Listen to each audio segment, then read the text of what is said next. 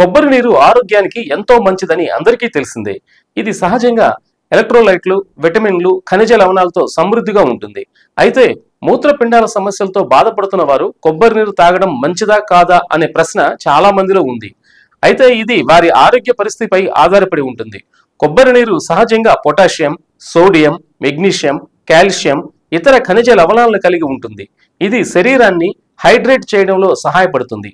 కొబ్బరి నీరులో తక్కువ శాతం చక్కెర, కొవ్వు ఉంటాయి. అందువల్ల ఇది ఆరోగ్యకరమైన పానీయంగా పరిగణించబడుతుంది.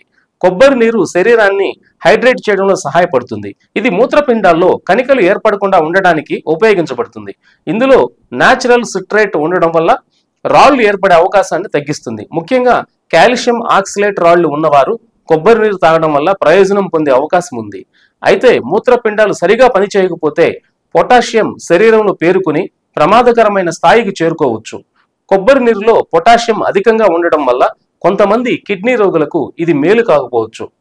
హైపర్ కలేమియా ఉన్నవారు కొబ్బరి నీరు తాగేటప్పుడు వైద్యుడి సలహా తీసుకోవడం మంచిది. దీర్ఘకాలిక మూత్రపిండ సమస్యలతో బాధపడేవారు ద్రవ పానీయాల పరిమాణాన్ని నియంత్రించాలి. కొబ్బరి నీరులో ఎలక్ట్రోలైట్లు, ముఖ్యంగా పొటాషియం అధిక స్థాయిలో ఉండటం వల్ల సికేబి ఉన్న వారికి ప్రతికూల ప్రభావం కలిగించే అవకాశం ఉంది. కాబట్టి దీర్ఘకాలిక కిడ్నీ వ్యాధుల్లో ఉన్నవారు కొబ్బరి నీరు తాగే ముందు వైద్యుని సంప్రదించడం మంచిది. కొబ్బరి నీరు రక్తపోటును కొంతవరకు నియంత్రించడంలో సహాయపడుతుంది. కానీ అధిక సోడియం లెవెల్స్ ఉన్నవారు లేదా సోడియంను పరిమిత ఆహారంగా తీసుకోవాల్సిన అవసరం ఉన్నవారు కొబ్బరి నీరు తాగే ముందు జాగ్రత్తగా ఉండాలి.